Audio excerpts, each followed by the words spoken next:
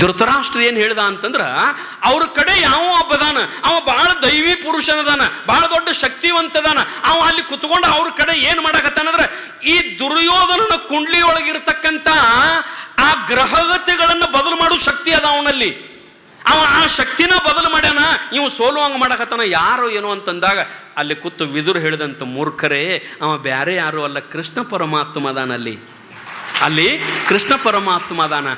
ನೀನು ಮಾಡುವ ಕರ್ಮ ಧರ್ಮ ಪರವಾಗಿದ್ರೆ ನಿನ್ನ ಗ್ರಹಗತಿಗಳು ಬದಲಾಗತ್ತಾವ. ಓ ಮರಯ, ನಿನ್ನಲ್ಲಿ ಕುಂಡ್ಲಿ ತೊಂದರೆ ಇತ್ತಂದ್ರೆ, ಜ್ಯೋತಿಷದೊಳಗೆ ನಿಂದ ಚಲೋ ದಶಾ ಇರಲಿಲ್ಲ ಅಂದ್ರೆ, ನಿನ್ನ ಕಾಡುವುದಿತ್ತಂದ್ರೂ ನೀನು ಮಾಡುವ ಕರ್ಮ ಅದು ಧರ್ಮದ ಪರವಾಗಿತ್ತು ಅಂದ್ರೆ, ನಿನ್ನ ಜೊತೆಗೆ ಆ ಕೃಷ್ಣನಂತಹ ದೈವಿ ಪುರುಷ ಇದ್ದ ಅಂತಂದ್ರೆ, ನಿನ್ನ ಕೆಟ್ಟ ಗ್ರಹಗತಿಗಳು ಹೋಗಿ ಒಳ್ಳೆಯ ಗ್ರಹಗತಿಗಳು ನಿನ್ನ ಕುಂಡ್ಲಿಯೊಳಗೆ ಬರ್ತಾವಪ್ಪ, ನಿನ್ನ ಕುಂಡ್ಲಿಯೊಳಗೆ ಬರ್ತಾವಂತ ವಿದುರ ಹೇಳಿದಂತ. ಹಂಗೆ ನಾವು ಬರೀ ಜ್ಯೋತಿಷ ನಂಬಿಕೊಂಡು ಕೂತರ ಆಗೋದಿಲ್ಲ. ನಾವು ಮಾಡುವ ಕರ್ಮ ಸುದ್ದಿದ್ದು ಅಂದ್ರೆ ಆ ಜ್ಯೋತಿಷನು ಏನೂ ಮಾಡೋಕ್ಕಾಗಂಗಿಲ್ಲ. ಅವತರನ್ನು ನಾವು ಗೆಲ್ಲಬಹುದು. ಇಷ್ಟ ನಾವು ಮಾಡುವ ಕರ್ಮಗಳು ಒಳ್ಳೆಯವಿರಬೇಕು. ಪ್ರತಿನಿತ್ಯ ನಮ್ಮ ಮನೆಯೊಳಗೆ ಶಾಂತಿ, ಸಮಾಧಾನ, ನೆಮ್ಮದಿಯಿಂದ ಬದುಕಬೇಕು ನಾವು. ಅದು ನೆಮ್ಮದಿ ಶಾಂತಿ ತಾನ ಬರಂಗಿಲ್ರಿ, ನಾವು ಅದನ್ನು ಅಲ್ರಿ ಇದ್ದದ್ದನ್ನು ದ್ವಾಡದ ಮಾಡ್ಕೊಂಡ್ರೆ ಇದಕ್ಕಿಂತಲೂ ನೆಮ್ಮದಿ ಏನ್ರಿ? ಇದ್ದದ್ದನ್ನು ನಮಗೆ ಯಾವಾಗ ನೆಮ್ಮದಿ ಕೆಡ್ತದಂದ್ರೆ, ಇನ್ನೊಬ್ಬರದು ನೋಡಿ ಅದು ನಮ್ಮಲ್ಲಿ ಇಲ್ಲ ಅಂದ್ರೆ ನೆಮ್ಮದಿ ಕೆಡ್ತದ. ಹೌದಿಲ್ರಿ? ಇದ್ದದ್ದನ್ನ ಅವ್ರದ್ದು ನಾವು ಏನು ನೋಡಿರ್ತೀವಲ್ಲ ಅದಕ್ಕಿಂತಲೂ ನಮ್ಮದು ದೊಡ್ಡದಂತ ನಾವು ತಿಳ್ಕೊಂಡಿವಂದ್ರೆ ನಮ್ಮ ನೆಮ್ಮದಿ ಕೆಡಂಗಿಲ್ಲ, ನಮ್ಮ ಶಾಂತಿ ಭಂಗ ಆಗಂಗಿಲ್ಲ. ಅದಕ್ಕೇನಪ್ಪ ಅಂತಂದ್ರೆ, ನಾವು ಯಾವತ್ತೂ ಭಗವಂತ ನಮಗೇನು ಕೊಟ್ಟಾನ, ದೊರಕಲೇ ನದರಳು ಪರಿಣತ ದಳೆವುದೇ ಚಂದಮಮ. ಕೃಷ್ಣ ಪರಮಾತ್ಮ ನಮಗೇನು ಆಶೀರ್ವಾದ ಮಾಡ್ಯಾನ, ನಮ್ಮ ಪಾಲಿಗೆ ಏನು ಕೊಟ್ಟಾನ, ನಾವಿರುತಕ ಇಷ್ಟು ಸಾಕಪ್ಪ. ಅತಿ ಆಸೆ ನಮಗೆ ಬ್ಯಾಡಪ್ಪ, ಅತಿ ಆಸೆ ನಮಗೆ ಬೇಡಪ್ಪ. ಅತಿ ಆಸೆ ಬ್ಯಾಡ ಅಂತ ತಿಳ್ಕೊಂಡು ದುಡಿಯೋದು ಬಿಟ್ಟು ಕುಂಡ್ರುದು ಬೇಡ. ದುಡಿಯೋಣ, ಮಾಡೋಣ, ತಿನ್ನೋಣ, ಎಷ್ಟು ಉಳಿತದ ಅಷ್ಟು ಸೇವ್ ಮಾಡೋಣ.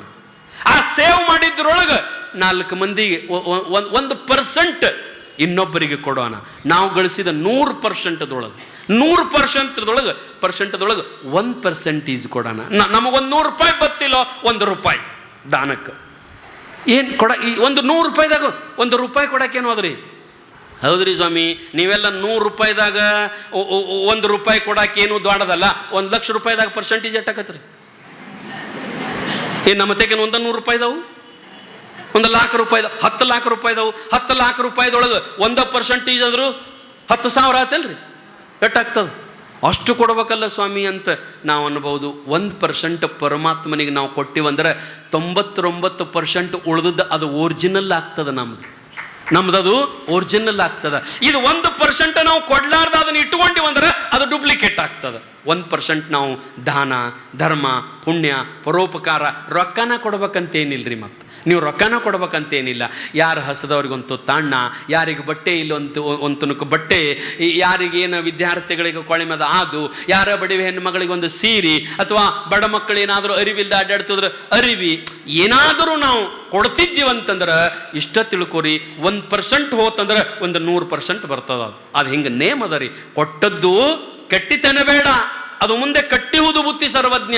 1 ತುತ್ತು ನೀ ಕೊಟ್ಟಿ ಅಂದ್ರೆ, 1 ಕೈಲೆ ನೀ ಕೊಟ್ಟಿ ಅಂದ್ರೆ, ಪರಮಾತ್ಮ 100 ಕೊಯ್ಲೆ ಕೊಡಾಕ ತಯಾರದಾನ. ನಿನ್ನ ಮನ್ಯಾಗ 100 ಕೈಲೆ ಕೊಡಾಕ ತಯಾರದಾನ. ಆದ್ರೆ ಒಂದಿಷ್ಟರ ನಾನು ಕೊಡಾಕ ಪ್ರಯತ್ನ ಮಾಡಬೇಕು. ಆ ರೀತಿಯೊಳಗೆ ಏನಪ್ಪ ಅಂತಂದ್ರೆ, ಭಗವಂತನ ನಾಮಸ್ಮರಣೆ ಮಾಡೋದರಿಂದ ಪರಮಾತ್ಮ ನಮ್ಮ ನೆಮ್ಮದಿಗೆ ಎಂದೂ ಭಂಗ ಮಾಡೋದಿಲ್ಲ. ಇರೋ ತನಕ ನಾವೆಲ್ಲರೂ ಆನಂದದಿಂದ ಆರಾಮಿರಬೇಕಾಗಿತ್ತು ಅಂದರೆ ಅವನ ನಾಮಸ್ಮರಣೆ ನಾವು ಎಂದೂ ಕೆಡಿಸ್ಕೋಬಾರ್ದು. ಅವನ ನಾಮಸ್ಮರಣೆಯೊಳಗೆ ನೀವು ಬದುಕೋಣ. ಸಂತರ ಕಥೆಗಳನ್ನು ಕೇಳಿ ನಾವು ಸಂತರಾಗಬೇಕು. ಸಂತನ ಹೃದಯ ನಮ್ಮ ಹೃದಯ ಒಂದಾಗಬೇಕು. ನಾವು ಬದುಕುವ ಬದುಕು ಕೇವಲ ಸಂಸಾರಕ್ಕಾಗಿ ಮೀಸಲಾಗಿರಬಾರದು. ನಾವು ಬದುಕಿರುವ ಬದುಕಿನಲ್ಲಿ ಭಗವಂತನ ಅಸ್ತಿತ್ವ ಅಡಗಿರಬೇಕು. ಸಂತ ಅಂತ ಯಾರಿಗಂತಾರ? ಅಥವಾ ಪರಮಾತ್ಮ ಸಂತನ ಮೇಲೆ ಭಾಳ ಪ್ರೀತಿ ಅಂತ್ರಿ. ಭಗವಂತ ಸಂತನನ್ನು ಭಾಳ ಪ್ರೀತಿಸ್ತಾನಂತವ. ಯಾಕಂತಂದ್ರೆ ಆ ಸಂತ ಎಲ್ಲದರಲ್ಲಿ ಪಾಂಡುರಂಗನನ್ನು ಕಾಣ್ತಾನೆ. ನಮ್ಮ ಮನೆ ಯಾವಾಗ ಸುಖಮಯ ಆಗ್ತದಂತಂದ್ರೆ ಎಲ್ಲದರಲ್ಲಿ ಭಗವಂತನ ಅಸ್ತಿತ್ವ ಇರಬೇಕು. ನಾವೀಗ ಮಕ್ಕಳಲ್ಲಿ ಪಾಂಡುರಂಗನನ್ನು ಕಂಡೀವಿ ಅಂತಂದ್ರೆ ಮಕ್ಕಳನ್ನು ಹೆಂಗೆ ಬೇಯಕ್ಕಾಗ್ತದ? ನಮ್ಮ ಮಕ್ಕಳಲ್ಲಿ ನಾವು ಪಾಂಡುರಂಗನನ್ನು ಕಾಣಬೇಕು. ನಮ್ಮ ಮಕ್ಕಳು ನಮ್ಮಲ್ಲಿ ಪಾಂಡುರಂಗನನ್ನು ಕಂಡ್ರು ಅಂತಂದ್ರೆ ಆ ಮನೆಯೊಳಗೆ ಜಗಳ ಬರಂಗಿಲ್ಲ. ಆ ಮನೆಯೊಳಗೆ ಜಗಳ ಬರಂಗಿಲ್ಲ. ಮನೆಯೊಳಗಿರ್ತಕ್ಕಂಥ ಇಬ್ಬರೂ ದಂಪತಿಗಳು ಇಲ್ಲೇನೂ ನಂದಿಲ್ಲಪ್ಪ, ಇದೆಲ್ಲ ಪಾಂಡುರಂಗಂದ ಅದ ಅಂತ ತಿಳ್ಕೊಂಡು ಹೆಂಡತಿ ಬದುಕಿದ್ಲು ಅಂತಂದ್ರೆ, ನಾನು ಮಾಡುವ ಎಲ್ಲ ಸೇವೆ ಅದು ಪರಮಾತ್ಮಂದದ, ಪಾಂಡುರಂಗಂದ ಅದ. ನಾನು ತರೋದು, ಕೊಡೋದು, ತಿನ್ನೋದು, ಉಣ್ಣೋದು, ಇಡೋದು ಇದೆಲ್ಲವೂ ಪಾಂಡುರಂಗಮಯವಾಗಿದೆ ಅಂತ ತಿಳ್ಕೊಂಡು ಗಂಡನೂ ತಿಳ್ಕೊಂಡ ಅಂತಂದ್ರೆ ಮಧ್ಯದೊಳಗೆ ಜಗಳ ಬರಂಗಿಲ್ಲ. ನಾವು ಹಂಗಿರಂಗಿಲ್ಲ. ಮನ್ಯಾಗ ಜಗಳ ಹತ್ತುದು ಯಾಕೆ ಗೊತ್ತದೇನ್ರಿ? ಅವ ಹೊರಗಿಂದ ಬರ್ತಾನ, ನಾಯನ ಕಡಿಮೆ ತರಾವಣ ದುಡ್ಯಾವಣ ಎಲ್ಲ ನನ್ನಿಂದ ಅದ. ನಾ ಇರಲಿಲ್ಲ ಅಂದ್ರೆ ಈ ಮನೆ ನಡೀತಿತ್ತೇನು? ಗಂಡಂತಾನ ಹಿಂಗೆ. ಆಗ ನೀವೇನಂತೀರಿ? ತರಾವಣಿ ಬರೋಬರಿ ಮಾಡವ್ರ ಯಾರ? ಮಾಡಕ್ಕೆ ನಾಲ ಜಗಳ ಹತ್ತಿ ನೋಡ್ರಿ. ಇಲ್ಲೇ ತರಾವಣ ಅಲ್ಲ, ಅದು ಪಾಂಡುರಂಗಂದದ. ಮಾಡಕ್ಕೆ ನಾನಲ್ಲ, ಅದು ಪಾಂಡುರಂಗಂದದ ಅಂತಂದ್ರೆ ಬದುಕೆ ಅಧ್ಯಾತ್ಮಮಯವಾಗಿ ಬಿಡ್ತದ. ಬದುಕೆ ಅಧ್ಯಾತ್ಮಮಯವಾಗಿ ಬಿಡ್ತದ.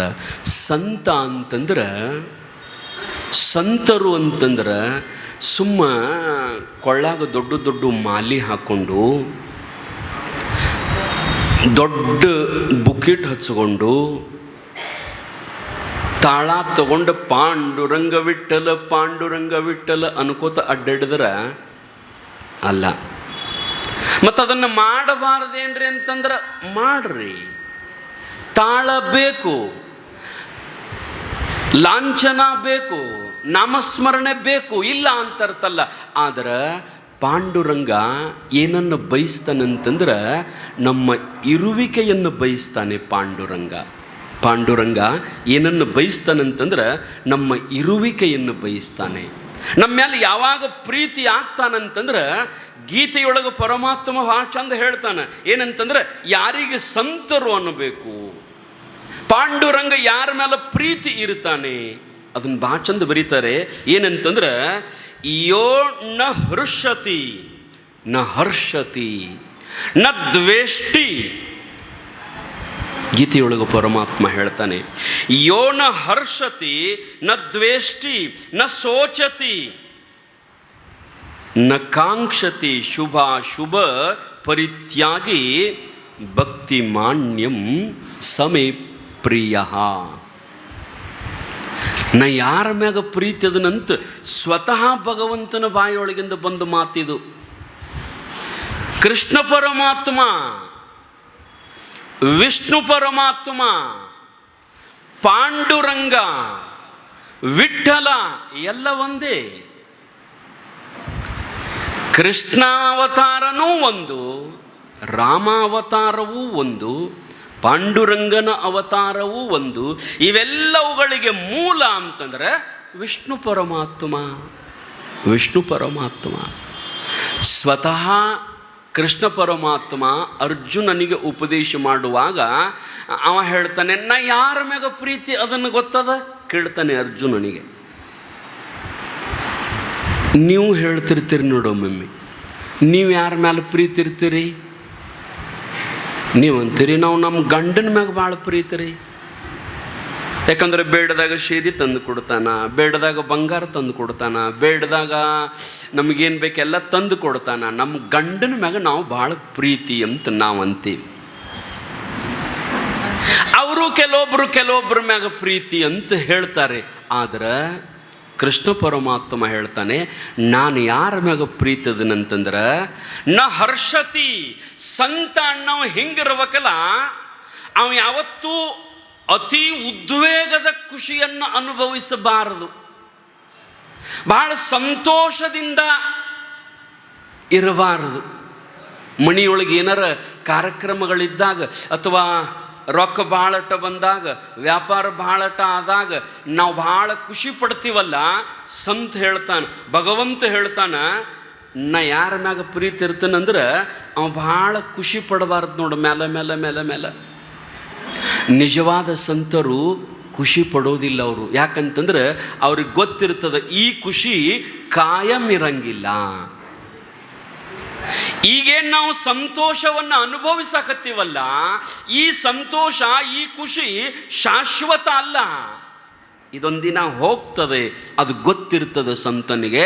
ಅದಕ್ಕೆ ಅವನು ಭಾಳ ಖುಷಿ ಪಡೋದಿಲ್ಲ. ಅಷ್ಟೇ ನೋಡ್ರಿ ನೀವು, ದೊಡ್ಡ ದೊಡ್ಡ ನಿಜವಾದ ಮಹಾತ್ಮರು, ಮತ್ತು ನಮ್ಮಂಥವ್ರಲ್ಲ, ನಿಜವಾದ ಮಹಾತ್ಮರು ಸಂತರು ಏನಾರ ಭಾಳ ದೊಡ್ಡ ಸಂತೋಷದ ವಿಷಯವನ್ನು ಹೇಳಿದ್ರು ಅವರೇನು ಭಾಳ ಖುಷಿ ಪಡೋದಿಲ್ಲ. ಯಾಕಂತಂದ್ರೆ ಜಗತ್ತಿನೊಳಗೆ ಏನನ್ನು ಅನುಭವಿಸಬಾರದಲ್ಲ ಅದಕ್ಕಿಂತಲೂ ಹೆಚ್ಚಿಂದ ಅನುಭವಿಸಿಬಿಟ್ಟವನಿಗೆ ಜಗತ್ತಿನ ಸಣ್ಣ ಸಣ್ಣ ಸಂತೋಷಗಳು ಏನು ಖುಷಿ ಕೊಡ್ತಾವ ಅವನಿಗೆ.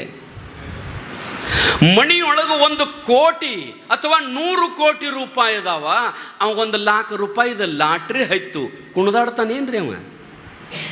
ಕುಣಿದಾಡಂಗಿಲ್ಲ. ಯಾಕಂದ್ರೆ ಮಣಿಯೊಳಗೆ 100 ಕೋಟಿ ಇರುವಾಗ 1 ಲಕ್ಷ ರೂಪಾಯಿ ಲಾಟ್ರಿ ಅವನಿಗೇನು ಖುಷಿ ಅನ್ಸಂಗಿಲ್ಲ. ಹಂಗಿದು ಸಂತ ಕೃತಕೃತ್ಯನಾಗಿದ್ದಾನೆ. ಜಗತ್ತಿನೊಳಗೆ ಯಾರೂ ಅನುಭವಿಸಲಾರದೇ ಇರತಕ್ಕಂಥ ಸಂತೋಷ, ಪರಮ ಸುಖ, ಪರಮ ಶಾಂತಿ ಅವನಿಗೆ ಸಿಕ್ಕದಲ್ಲ. ಈ ಜಗತ್ತಿನ ಖುಷಿ ಅಷ್ಟು ಖುಷಿ ಕೊಡಪಡೋದಿಲ್ಲ ಅವಂಗ. ಅದಕ್ಕೆ ನ ದ್ವೇಷ್ಟಿ ನ ಹರ್ಷತಿ, ಸಂತೋಷ ಪಡೋದಿಲ್ಲ. ಆನಂತರ ದ್ವೇಷಿಸೋದಿಲ್ಲ ಯಾರನ್ನು ಸಂತ. ಯಾರ ಮೇಲೂ ಸಿಟ್ಟಿಗೆ ಬರಬಾರದು. ಸಂತ ಅನ್ನಿಸ್ಕೊಳ್ಬೇಕಾಗಿತ್ತು ಅಂದ್ರೆ ಯಾರ ಮ್ಯಾಗೂ ಸಿಟ್ಟಿಗೆ ಬರಬಾರದು. ಸಂತ ನಾಮದೇವನ ಕತೆ ಕೇಳಿರಿ ನೀವು.